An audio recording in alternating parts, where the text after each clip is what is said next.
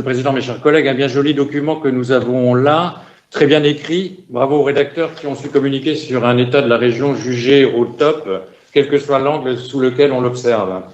Les priorités sont bien mises en évidence, c'est-à-dire à peu près tout, ce qui est, quoi qu'il en soit, un peu embêtant, car si tout est prioritaire, en réalité, rien ne l'est. L'impression générale qui se dégage de ce rapport est tout d'abord que si le texte y est copieux, tableaux, courbes et chiffres en général y sont clairsemés, ce qui ne laisse pas de surprendre pour un document à vocation budgétaire. Ensuite, que la logorée apologique qui s'y déploie est essentiellement rétrospective. Pour faire court, regardez combien on a bien géré, laissant affamer l'élu qui s'est penché sur ce rapport pour comprendre quel va être le type de pilotage pour le mandat. Un rapport d'orientation budgétaire, c'est avant tout une vision pluriannuelle, prospective, anticipatrice. En un mot, il s'agit de savoir où on va et comment on y va, en matière de fonctionnement comme en matière d'investissement. Quelle est la stratégie? Que veut l'exécutif dans les années qui viennent? Davantage de recettes? Réduire les dépenses? Et si oui, comment? Quelle trajectoire pour chacun des buts envisagés? Quelles évolutions, recettes, dépenses escompte-t-on? Comment veut-on financer les investissements? Quelle stratégie en matière d'épargne brute? Donc ce document est théoriquement prévu pour affirmer une stratégie claire, assise sur des données vérifiables et donc critiquables. Où sont ces éléments? Pour résumer, avec un rapport d'orientation budgétaire respectant les règles, on doit pouvoir comprendre quelle sera, pendant la durée du mandat, la démarche en matière de fonctionnement et d'investissement.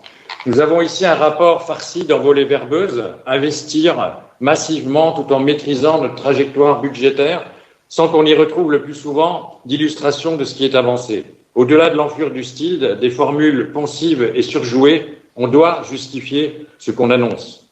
Et ce sur quoi j'insiste à nouveau, il n'existe pas de vision à moyen terme avec ces jalons annuels, c'est le b.a.-ba, me semble-t-il, d'un rapport d'orientation budgétaire. Et par rapport à cette carence, une autre question se pose d'ailleurs, l'opacité délibérée. Les perspectives en ressources humaines, par exemple, sont arrêtées pour 2022 en annexe. Dans ce domaine, des projections doivent exister, c'est sûr. La gestion prévisionnelle des emplois et des compétences, ça existe partout. Alors pourquoi ne sont-elles pas rendues publiques, affichées dans ce rapport? En fait, soit les données existent et elles restent occultées, et une fois de plus, c'est un déni de démocratie, soit vous ne les avez pas, et c'est pire encore, il n'y a pas de pilote et gare au crash si le temps se gâte. Bon, nous sommes en début de mandat, c'est peut-être l'explication, quoique l'exécutif n'est pas novice. Donc on attend donc de lui un vrai rapport d'orientation budgétaire pour l'année prochaine. Soutenir dans l'État un document qui ne remplit pas son rôle de phare éclairant le mandat confine au jeu de hasard et nous ne sommes pas joueurs, Monsieur le Président. Je passe la parole à Ghislain Sosinski. Monsieur le Président, chers collègues, parlons donc à présent des quelques chiffres dont vous avez gratifié dans la présentation du plan pluriannuel d'investissement. 1,510 milliard d'euros, dont 655 millions d'euros de fonds de l'Union européenne. Pourquoi faire? Attractivité, cela ne veut rien dire, nous l'avons déjà relevé. Pour rendre notre territoire attractif, il faut arrêter de l'abîmer. Personne ne voudra le visiter, et encore moins habiter la poubelle chimique et radioactive de l'Europe. Toujours dans les documents que vous nous avez été obligés de nous transmettre, l'annexe sur les ressources humaines est désolante. L'échelonnement prévu pour les agents techniques territoriaux des établissements d'enseignement est regrettable. Et à moins que votre seul objectif soit effectivement la diminution des dépenses de fonctionnement, il serait souhaitable de diminuer la part du complément indemnitaire annuel, le CIA, dans le nouveau régime indemnitaire lié aux fonctions, aux suggestions, à l'expérience et à l'expertise.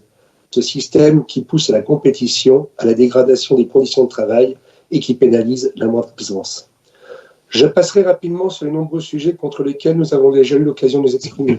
Le plan virage et toutes ses compromissions sur les critères haute valeur environnementale et la transition dite de troisième voie qui sera insuffisante pour garantir un véritable changement de notre mode de production agricole.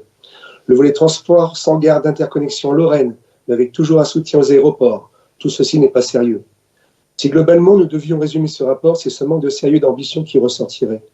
Vous appelez budget vert une évaluation qui prend en compte seulement les émissions de gaz à effet de serre, tandis que celui de l'Assemblée nationale évalue 6 critères différents et qu'au niveau des collectivités territoriales, l'Institut for Climate Economics en évalue lui 3. Et si nous devions aller plus loin, nous pourrions parler de nouveaux indicateurs pour évaluer les politiques régionales.